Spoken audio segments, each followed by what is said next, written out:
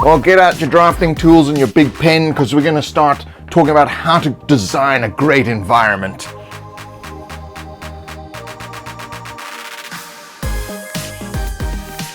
If you're looking for adventure, excitement, thrills, and a dice-rolling good time, sit back and enjoy the next few minutes with quest givers DM Scotty and DMG. They're taking you on an epic journey through the role-playing experience every Friday. Learn the ways of the Game Master, the Dungeon Master, and delve into the minds of the players. Grab the modules each month to support the channel and play the campaign with your gaming group. You're sure to get hooked on adventure. Hey, you want to help support this channel? Check out our website, sign up for our email list, and check out our awesome modules. And don't forget, we have a Kickstarter on September 1st. How to design a great environment. This is critical, absolutely critical, because it's the one thing the players are involved with the entire time you're playing, is they're involved with the environment. So there are a lot of key factors that go into this, and we'll just cover sort of the main ones. Of course, there are a lot more, and you can tell us in the argument section below what you think should be extended to, added to, and subtracted from. But the main ones are: the environment is basically a landscape, or like a physical thing. It's a culture, and it's also an attitude. So these three things in combination basically help you to present a world to the players that enriches the experience of playing the game. So how do you think people should go about starting, Scott? I mean, there's a range of different things. There's a terrain builder and all this sort of feeds into all of that. Where does one start with this nonsense? One thing is you can over-design, right? You can build too much. Sometimes people build all this culture and decide all these things immediately before you start the game, and it can really be be a point where the players don't explore all that. It's like kind of start small and then build out as you're going, right? So what Gareth and I kind of did with our adventures is we had a skeleton of the story, right? And we've added all these interesting pieces of the of how to build the world into the story as it unfolds. So we didn't have to make every single detail before we started writing, right? We just had the basic idea, and then we started adding the pieces to that as we went along. The culture, the landscape, the attitudes of the people that Gareth mentioned. And so it evolves over time as you play. It starts to evolve, and because it feels like a living, breathing world. And if you go to all this work, and you might be frustrated if you go to all the work before. Say you spend a year building a world before the campaign starts. The players may not discover all that. See where the story takes you, and then add the meat to it at those points, and those things become important. And one thing I like about our campaign is these things keep coming up. Right? It's not like, oh, I had this distinct adventure and I had this distinct adventure, and they're barely connected, right? They're only connected because we did the adventure, right? They're connected because our story reinforces the different things that happen. Similar attitudes come up in creatures and ideas and NPCs and all that stuff. The history, that you learned about, last couple modules may come up in another module, and that's just fun. It really makes the world feel alive, and I think that's a great reason you want to think about this while you're building your adventures. If you're designing your own world and you're playing with your group, one of the things we've obviously talked about before is player agency and the player input into what you're doing. If your environment is rigid and unchanging, it doesn't allow the players to actually change the environment through their own force of will. To actually say, well, let's go and climb the nearby mountains. And you go, well, there are no nearby mountains. The players can suggest things through character action. So, if someone's playing a ranger and they say, well, I want to find out, explore around the city and find out if there's, any small villages or anything where we can kind of, lay low for a while. You may have no small villages anywhere near the city on your map that you've, spent a month drawing and all that kind of stuff. That becomes a problem. You should allow these things to take place because, again, the players feel like they're actually inputting into the world. It's difficult when you're writing modules like we are, because obviously we're putting out content, but we put out the content in what some people have called a vague way. So it's vague enough that if you wanted to put little villages and towns between Southwood and Fusterberg, you can. It's not like it's something where the module says there's absolutely nothing between here and here. We don't say what's between there and there. That's up to you. If you want to have 2 or 3 cities between them, that's fine. We don't mention anything that's kind of outside what's important, because that allows you as the GM to put your own stamp on the world, to add the creatures that you want to add the NPCs that you want to add. These things are important. As for us as writers of the modules, we don't want to be prescriptive, we want to be descriptive. So we're just basically describing events and things that are happening, and you get to plop them into your world and then mess with them however you see fit. And the players are obviously going to add their flavor and do all the kinds of things that they're going to do. So one feature of environment you need to consider very carefully is theme. How can you change your environment to switch up the theme of what's happening? As you move along the North Road, you're encountering different environments and that kind of thing. We literally have an adventure in the woods, in the forest. We have an adventure with a circus, which appears to be a circus, and so we have a town, a village. We have different locations. So that's really interesting. And think about, say something like the Heart of Darkness, right, where you're going down the river, and the river is actually almost like a character, in the story, right? And that's kind of how we feel the North. I mean, I'm not comparing it to the Heart of Darkness, but I'm saying, the road becomes part of the story, and you're having these adventures along the road. And it's really, it really makes it interesting, kind of an interesting, almost thematic element, that keeps this together. You're going north, you're heading towards that final destination where you're going to have whatever confrontation you don't even know. Like, in Heart of Darkness, they don't know what's going to happen at the end, and you don't either. But you keep going and having these interesting encounters and locations. So those kind of things can be really part of the adventure. And in Fusterberg, the Dark City, it's pretty much impassable. You have to go through the Dark City. So because there's these huge mountain range and this kind of thing. Think of it like Lord of the Rings, right? They had to go through the mines of Moria to get through. They just couldn't go across, because they were being attacked by the wizard and everything. But they couldn't go across. They had to go through this.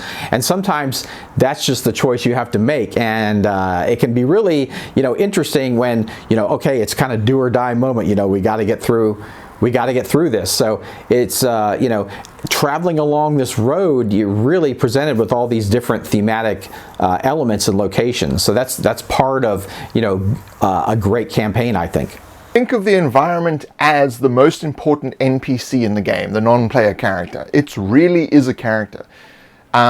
It'd be difficult to know what the motivations of the environment are, but they're really the GM's motivations are what the environment is. Basically, if you don't want people to go in a certain direction or whatever, you plonk a huge mountain range in their way. That's a GM's motivation. You are affecting the flow of the narrative by doing this. So there's immediate needs as well. So again, it comes down to the game master, the immediate needs of the game master. I need them to do this in the story in order for this to happen later on, where we talk about foreshadowing and that kind of stuff. When you understand the structure of what you're doing, you can do these kinds of things. But they need to go to a tavern so you can have someone say, oh, I've heard stories about, the Sword of Doom. That's, you're going to plant the Sword of Doom in it, but you need then there needs to be a location for them to sit down and hear a guy talking about that. If they were walking around in the woods and all of a sudden a guy runs past them and says, "Hey, there's a sword of doom," that kind of doesn't make any sense. So, these sort of things are this kind of stuff you can think of the environment as an actual character, because NPCs, the actual characters in the game, they stand as ways of basically disseminating information. They are the culture and attitude of the environment. So the NPCs need to reflect the culture and attitude of the environment. Now, in the very first module, Death and Taxes, when you literally get off the boat, you start to be assaulted by the people's attitude towards you as foreigners, the environment that they live in terms of the tax collectors coming and what's happening, the culture that's there. You begin to learn, what type of society it is. All these things come from your interactions with the environment and with the people. So consider it very carefully how your environment is a character, and what you do by simply just placing something there. How is it actually affecting the player's idea or concept of the world that you're creating? I mean, one thing we even use is weather. When the storm clouds are coming through, that's a foreshadowing of something ominous is about to happen, and we do that in this current module. It's raining, it's oppressive, it's dark. In the previous module, it was sunny and bright and everything was okay. It was a respite from the sort of encroaching darkness that's been happening in the campaign. So that's how we've been switching up environments and changing the theme by changing the description of what's happening around. Oh, yes. You were talking about, for a second, you were talking about the weather, and, the weather is a great element to, not just hamper or cause penalties or whatever for the players. It's a thematic thing, like the rain, the oppressive rain, the darkness. When they get to Fuserberg, the Dark City, it's like the moon comes out, and it's like this, this eye in the sky that's watching you. We talked about, all these things with the blood moon, the omen of the moon, and that kind of thing. And now it's, just shining in the sky above the city, and this can't be good, right?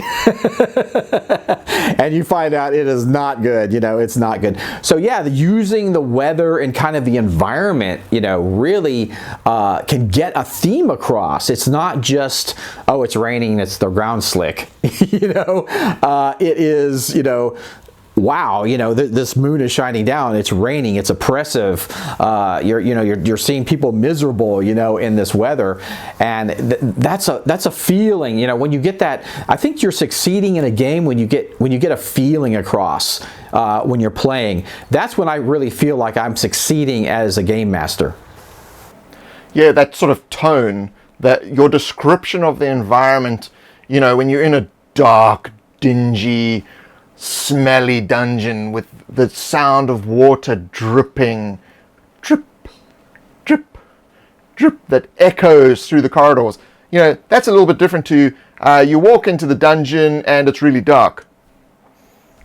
There's a different tone that's happening there. The first version, the players are going to be a little bit apprehensive about moving forward, what's in the darkness, whatever. Whereas in the second one, it's more like, okay, well, I light my torch and we wander down and see what's down there.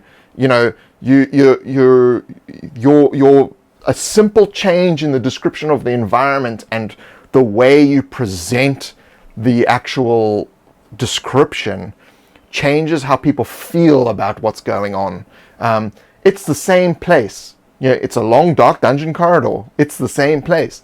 But when you add in the smells, and you add in the atmosphere, and you add in the sounds, and you hear a low grunt echo through the, and you can't tell what direction it's coming from. Oh, I'm going to do a perception check. In the second version, they probably wouldn't have done a perception check. They just, I'll light my torch and let's walk forward. So you then get the players want to commit to exploring the environment, and they'll start to discuss amongst themselves and say, oh, well, what kind of creatures would they be undead here or whatever?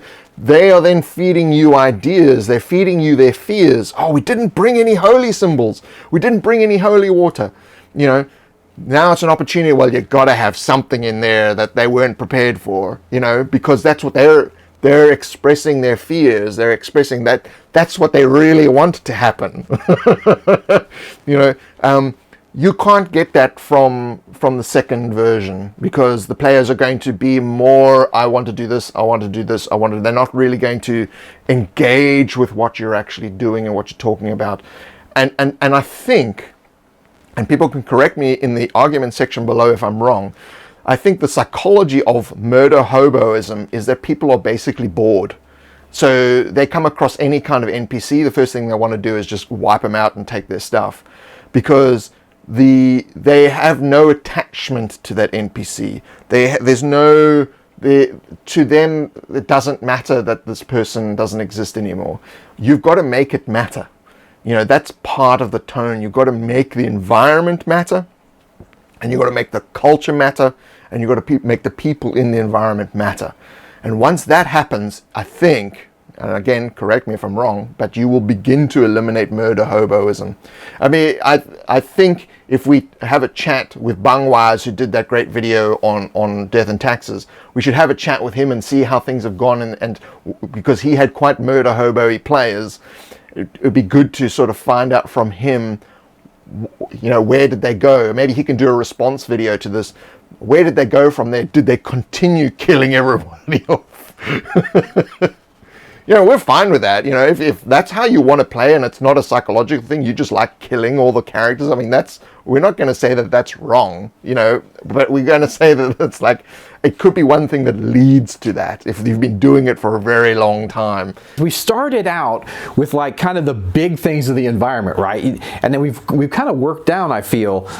So at the very last part of that environment is something you said when you were talking about when you describe something, kind of the five senses. Get that in there. Get like, what do you see? What do you smell? Those are very visceral feelings for players. If you just, there's a 10-foot corridor, stone corridor, that's not exciting. But if you smell the dankness, or the smell of death, or something putrid, or you hear something like the sound you said, you hear some kind of sound, it's bouncing off the walls, you don't know where it's coming from. That really gets the player's imagination going. And I really feel, Gareth, that we've put that into the modules. Like we try to flavor the modules. It's not just a 10-foot corridor. We add that flavor. But there's a thing between adding too much and adding not enough. You know what I'm saying? And I think we've got that nice middle ground where you're adding just enough to get the players' imaginations going, but you're not doing a huge speech that the players are just sitting there waiting for you to well, when do we get to do something? So throw that out there. Get them asking you questions about the environment. That's what you want to ideally do as a game master. Get those suggestions out there to the players. And then they start asking you, oh, well, what about this sound? I'm going to do a perception check. Where do I think it's coming from? Or what do I think it is? And all this kind of stuff. And you're like, well, you can't, depending on the role, so it's like, yeah, that it kind of gets down to that little minutia and how you, run it in the game. But it can be, that little minutia can be just as fun as important as the continent at large, so pay attention to all that stuff. I think that's just the point I wanted to make. Well, yeah, I mean, you're right. It's like, for instance, you take the character of Jig Sotono in our current module, Dark City. We could have just had him say everything that he says, and it, we could go on and on and on and on. But it's much better that he introduces himself, and then it's like, now the expectation is the players ask him questions. And so that's why we give responses to specific questions. Now, if the players don't have any questions, it doesn't matter. They've met this guy, he's a bit weird, and so on and so forth, and they may get something out of him, or there may be a slight response you can build as a GM. But if they've been paying attention and they've been research and doing the social interactions and explorations, they'll have some questions, right? So they'll ask the guy, oh, what can you tell us about what's happening in the city? And he has a response to that. Now, he could have just said all these things in his speech when he greets them. Hello, and this is what's happening in the city. But it's much better that you give the players the opportunity to kind of drill the information out of him. And he even has a reaction. It's like, okay, now that you've asked me a whole bunch of questions, I'm going to ask you a whole bunch of questions. And then it's like, well, and then, it's all about the players kind of like, okay, what have we learned? And they feed that back to this character. So, it's a way for you to build upon the environment at large and to keep it front and center in the minds of the players. So this is critical for us in our modules, and we think that it should be critical to all GMs who are thinking about their games and wanting to improve their games, especially new GMs who are a little bit lost and they don't know how to do this sort of thing. That's what our videos are for. For veteran DMs, you may have been doing something a certain way, and this is kind of like, a refresher course or a different perspective of looking at it, and we hope that you helped you out. Of course, in the argument section below, just tell us your thoughts. If you have any sort of things you'd like to hear us talk about, jot those down in there, have a discussion with the rest of the quest givers that are there, and we will see you in the next video. See you guys. Take care. Till next time.